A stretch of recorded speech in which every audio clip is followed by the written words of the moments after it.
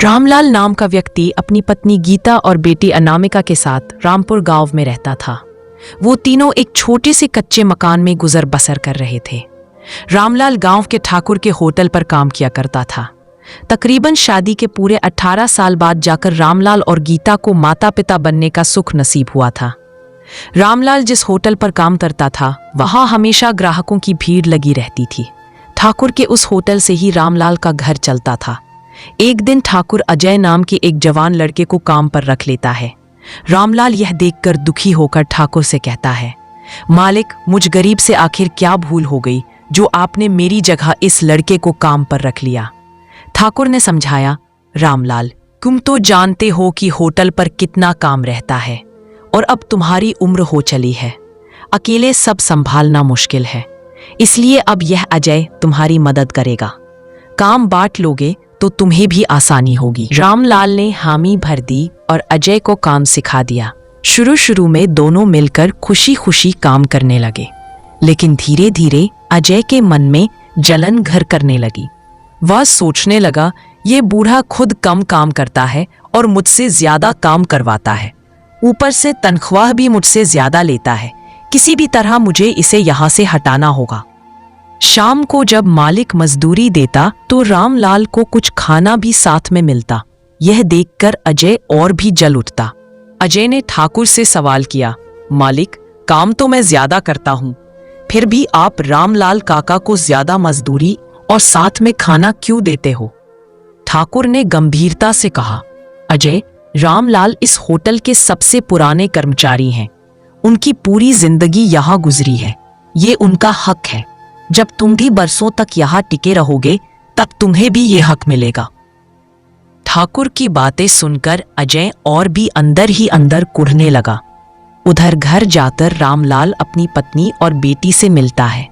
अनामिका प्रसाद देते हुए कहती है, बाबा आप आ गए, ये लो माँ दुर्गा का प्रसाद। रामलाल मुस्कुराते हुए कहता है, वाह, मेरी बिटिया तो बड़ी समझदार है। कल से तेरे नवरात्रि व्रत शुरू होने वाले हैं ना? गीता बीच में बोल उठती है, जी हाँ, कल से अनामिका के व्रत है। उसके लिए कुछ सामान लेना है, पैसे चाहिए।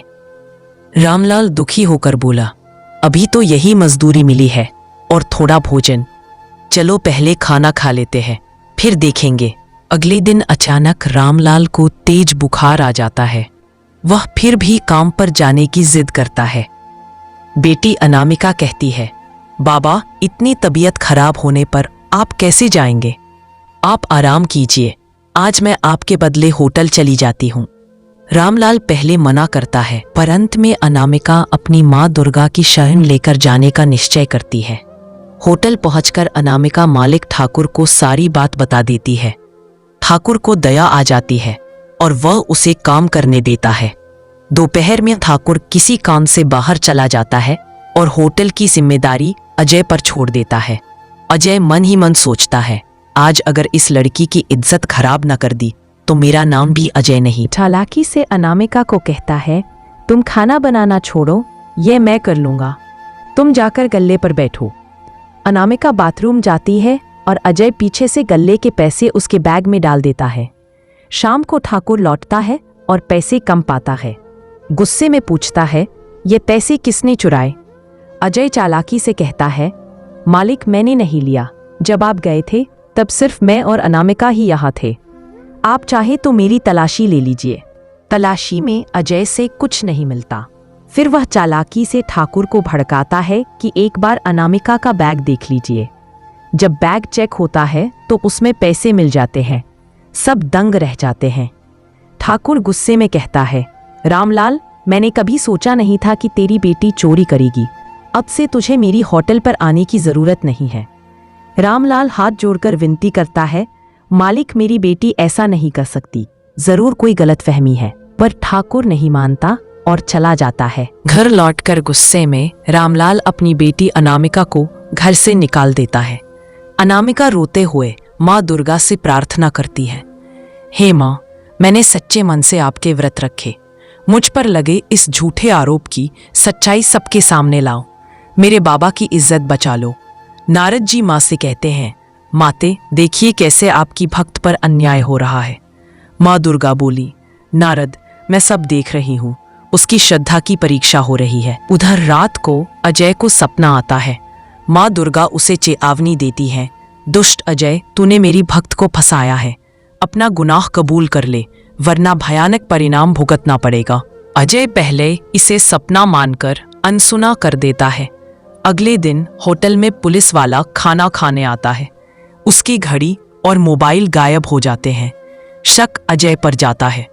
तलाशी में वही घड़ी और मोबाइल उसकी जेब से निकलते हैं। पुलिस वाले ने अजय को बुरी तरह पीटा।